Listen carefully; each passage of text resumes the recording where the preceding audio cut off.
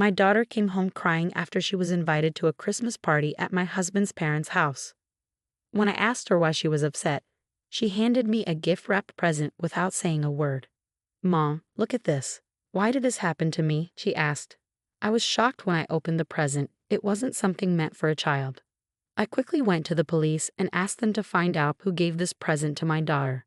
The police investigation revealed that Ed was the one who sent it, and it caused a lot of trouble with our family members.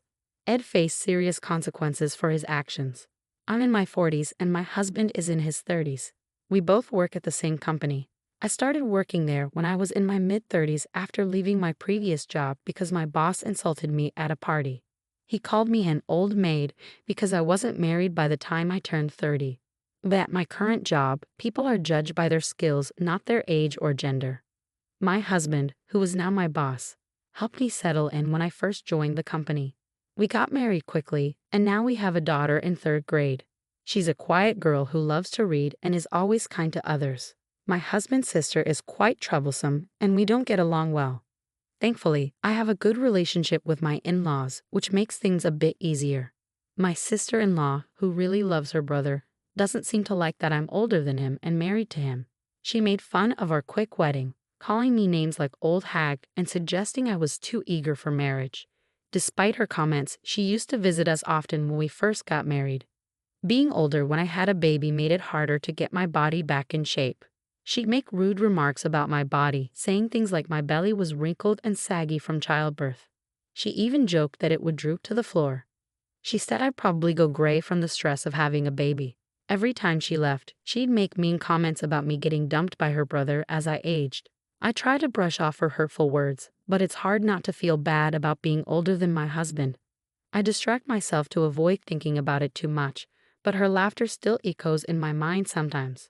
Shortly before I was due to give birth, my sister-in-law's pregnancy was revealed, and she also had a quick wedding. It seemed like she didn't care about anyone else's feelings. After that, she stopped visiting us, and we didn't see each other much because she moved to another city to live with my in-laws after getting married. I was relieved not to have to deal with her sarcastic comments anymore, and I could focus on getting ready for my baby's arrival. When I finally gave birth to a healthy baby girl, it was a bit tough, and it took some time. But my husband was by my side the whole time, holding my hand and cheering me on. When we heard our daughter cry for the first time in the delivery room, my husband thanked me and said, "You did great." We both cried tears of joy together. 7 months after our daughter was born, my sister-in-law had a baby boy. Then she started coming to our house, even though it was a long drive for her. She'd make mean comments to me, comparing our children. She'd say things like, "It's obvious that a kid born to an older mom would have a wrinkled face. My kid's skin is so smooth, isn't it?" The age of the mother at birth really affects the child. I didn't know how to respond to her hurtful words. I was too busy dealing with the challenges of being a new parent to pay much attention to her. The problem was, she never brought any baby supplies with her when she visited. She'd come without spare diapers or formula, and then take a bunch home, saying she didn't want to run out. She'd even take unopened formula with her, like it was normal. I couldn't understand why she would insult me and then take things from our house. But then she stopped coming. My husband said that her husband's job required them to move to a different state. We enjoyed some peaceful times until our daughter started elementary school and found out her cousin, my sister-in-law's son, was also enrolled there. We moved back here because of my husband's job transfer. That's when I knew my peace was over. Even though my daughter and her cousin had different parents, they got along really well. My daughter, who was older and very sincere and kind, looked after her cousin. He, on the other hand, was very popular and had lots of friends. When they both reached the 3rd grade, they ended up in the same class. One day, my daughter won an award for a reading reflection she wrote for a summer project. It was so good that it even got published in the newspaper. The whole family and relatives were talking about it. During a break between school terms, we were visiting my in-laws. This time, maybe because they heard about my daughter's award, some relatives were there who usually didn't get together. But my sister-in-law wasn't happy that our family was getting so much attention.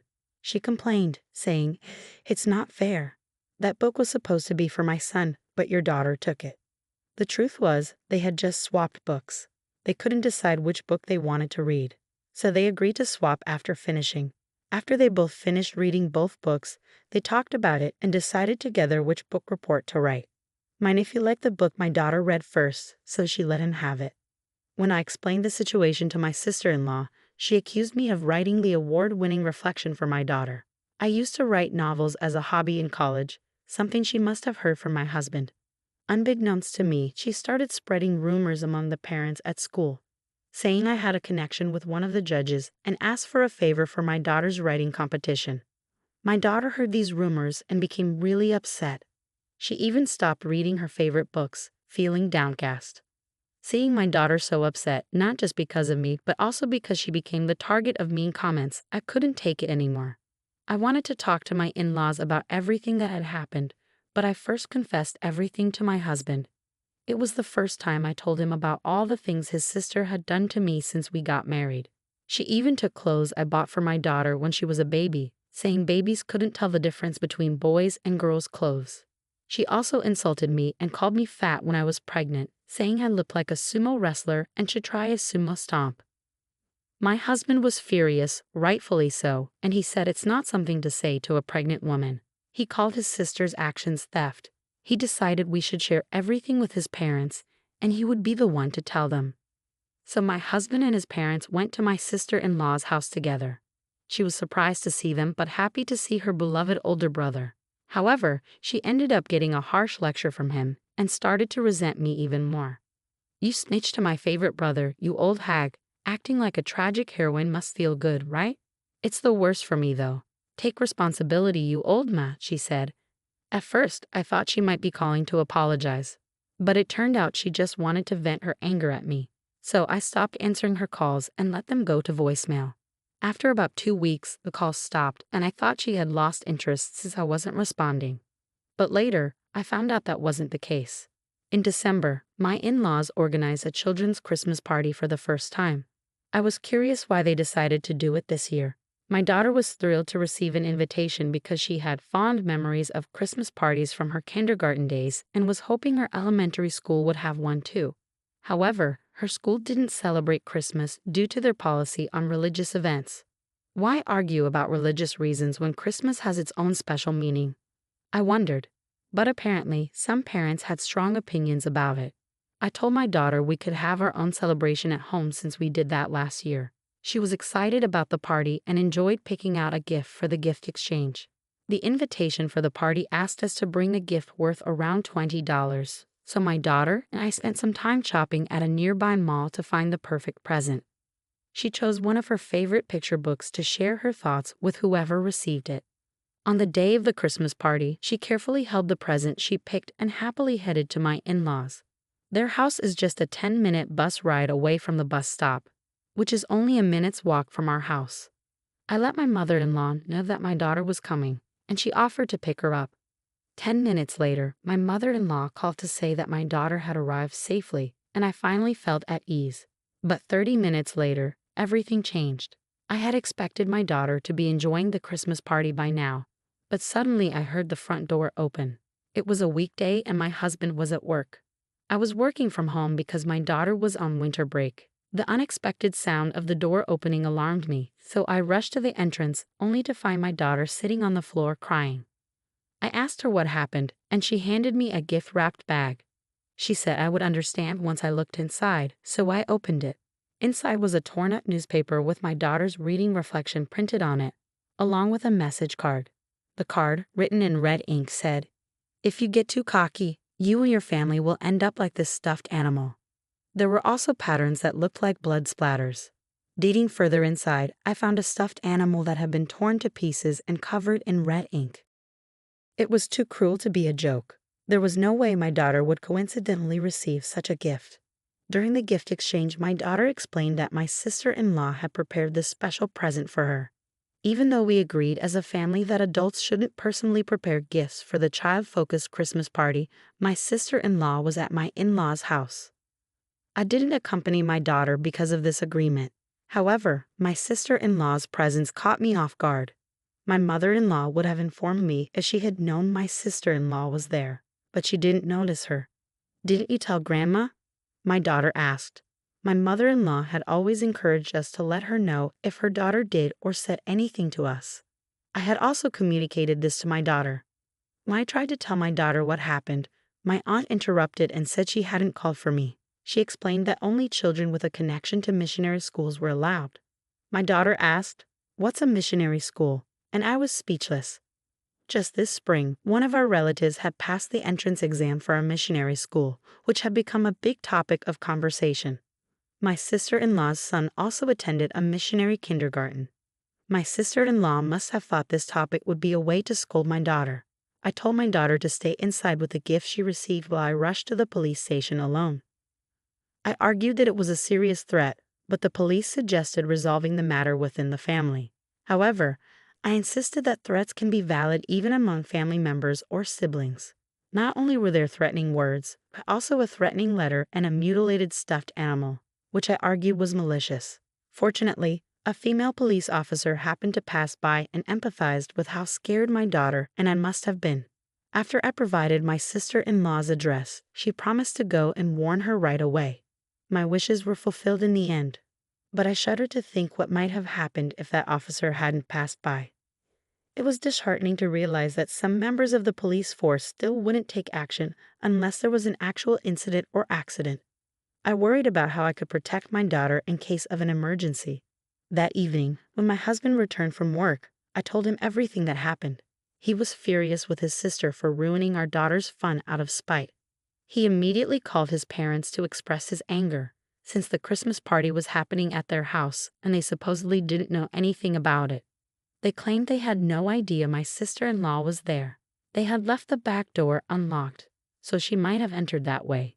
My mother-in-law apologized for not paying attention to who was coming and going as she was busy picking up other grandchildren nearby. My father-in-law had been away at work during the day.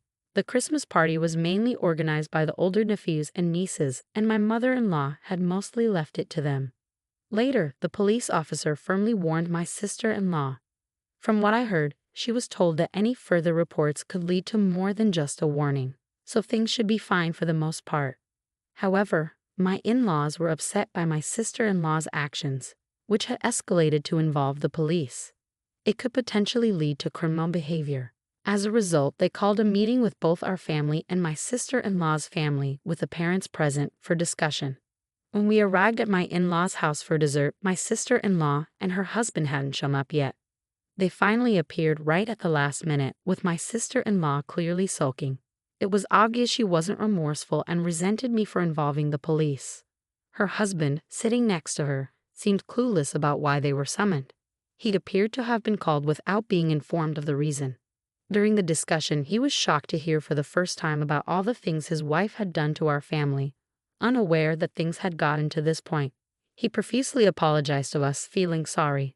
Seeing his reaction, my in-laws asked my sister-in-law if she had anything to say, but she just responded with, "Not really." She didn't seem to understand why she needed to apologize, acting as if she hadn't done anything wrong. I didn't do anything bad. The police came but didn't arrest me, right? So that means I didn't do anything wrong.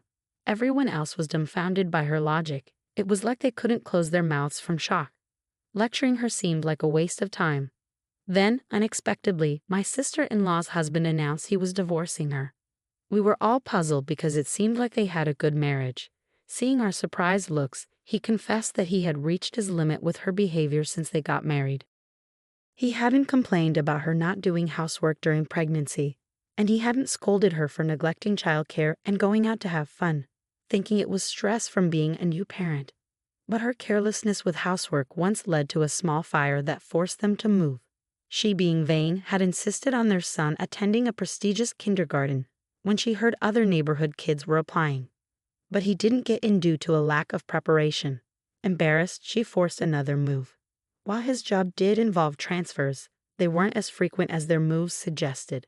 He revealed that the frequent moves were not just because of his job transfers, but also to maintain my sister-in-law's image. After failing the kindergarten entrance exam, she tried to get him into an international kindergarten. And when that didn't work out, they barely managed to get him into a missionary kindergarten. Choosing a public elementary school was only because their son wanted it, and my sister-in-law reluctantly agreed. After her husband supported their son's wishes, he feared their son would be sacrificed for her vanity and had been considering divorce already. With her harassment coming to light, he felt he had no other choice but to announce it now. My sister-in-law, somewhat aware of her actions, didn't dispute what he said but seemed taken aback by the divorce. "Wait, what do you mean divorce? You never showed any signs of this," she said, suddenly starting to apologize to us, thinking it would help. "It was just a joke, right? Just a little prank. I never thought you'd take it seriously," she insisted. "A joke? A prank? Those are things done among people who trust each other. My daughter knows all about what you've done to me. How could she take it as a joke? Moreover, that hostile message was too much for a third grader. Even adults would be scared to go outside if someone threatened them," I told her. Her husband criticized her, asking if she could say the same thing to her own child, and said her actions were unimaginable for a parent. Just because someone is a parent doesn't mean they have parental feelings. There are people who can't be real parents, and she is probably one of them, my husband said sternly, seeing her crying. Crying wouldn't fix anything at her age, and she needed to stop thinking tears would get her out of trouble, he added. She cried even more, insisting she did nothing wrong and wasn't to blame. "Why am I the only one being blamed? Is everyone ganging up on me?" she cried. "It's all because my brother married an older woman. My brother's wife should be smart, beautiful, and so on. Our marriage and her harassment are totally separate issues, right?" We already thought she was a bit off, but even my husband was astonished at her stupidity, I explained. No one tried to comfort the inconsolable sister-in-law. The discussion couldn't continue, so we decided to adjourn for the day. Her husband had to drag her to the car and take her home. Their divorce eventually happened, but it was a messy affair due to her stubborn refusal to agree. Her son's accidental revelation might have been a factor in her agreeing to the divorce. He, without any malicious intent, simply shared what he saw with his friends. However, the parents who heard the rumor did not remain silent. After winter break at school, my nephew talked about having a Christmas party with his older cousins. It seems that at school, they used a class to have a presentation about their winter break memories. Among stories about what they did on New Year's Day and video game consoles they received as Christmas gifts, we all exchanged presents. Then I saw my mom giving my cousin a special present just for her, and I thought it was unfair. When the teacher asked what kind of present it was, my nephew described exactly what he saw. "I saw it. The cute stuffed animal was all torn up with lots of red stuff on it, like blood," he said. The story became a topic of discussion among the school teachers and escalated into a major issue after the children who heard it went home and told their parents. My daughter, still heartbroken, hasn't been able to go back to school since the Christmas party. Everyone knew that my daughter and her cousin were related, so they speculated that her absence was related to the incident, and they were right, but I wished it had gone unnoticed and left undisturbed. I had planned to wait until my daughter was ready to return to school on her own terms. Her cousin didn't share the story to be funny, but rather to find a way to stop his mom's terrible behavior. He too was hurt by her actions. Learning this, her husband realized he couldn't delay the divorce any longer and agreed to her demands in exchange for her consent to the divorce. By then, she had become infamous in the neighborhood as the woman who threatened children, and no one wanted anything to do with her. She was even pelted with garbage when walking outside. Feeling cornered, she agreed to the divorce, thinking returning to her parents' home would end her nightmare. Her husband had no intention of giving up custody, but she readily relinquished it. "I'll remarry someone much better than you. Kids are a nuisance when remarrying, so I don't need him," she said in front of her son. But he stood up to her. "I don't need a terrible mom like you. I have a cool dad, and that's enough. Never show your face to my cousin again," he said. She left with a final retort, "You'll regret this later." However, it was my sister-in-law who ended up in tears when she triumphantly returned to her parents' house. They turned her away at the gate, banning her from ever showing her face there again. With nowhere to go, she resorted to spending nights with random men in exchange for meals and a place to stay. When she couldn't find a man, she borrowed money from dangerous sources and spent her nights out, accumulating massive debt. Her debts became so overwhelming that no amount of part-time work could cover them, and eventually, she disappeared. My husband and his parents decided not to file a missing persons report, reasoning she's not a child anymore. They agreed it's better this way, not willing to take care of her if she returns. Since then, my daughter has been able to go back to school on her own. Her former brother-in-law didn't move, so her cousin still attends the same school. He now says it's his turn to protect her, and they have become closer than ever. This has led to a deeper friendship between us and my former brother-in-law, as our children have brought us together. My in-laws call both my daughter and their grandson their dear grandchildren, stepping in as his guardians when he can't do to work. With my sister-in-law gone, there's no more tension, and we have built a very trusting and reliable family relationship.